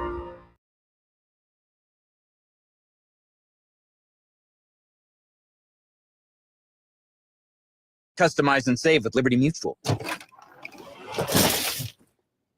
Very funny, Limu. I'm aiming today for 500 to 700K in sales. Sometimes we hit 1 million in sales, but those are like when I put up really heavy hitters. Would you trust a stranger with $20,000 of your own money to flip in a single day? Well, I did, right here on 47th Street, the most cutthroat block in New York City. And this is Moses. Let's just say he makes $500,000 a day flipping watches. He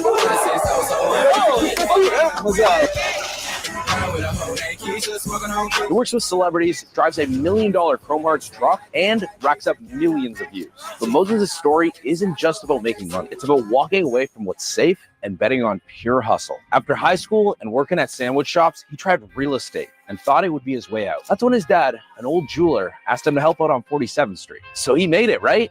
Fuck no. $60 a day cleaning antique jewelry. He was still broke and depressed. But something clicked. He felt an energy he never felt before. He became obsessed with the hustle. And for 8 years, he put his head down and learned how to move in the watch game.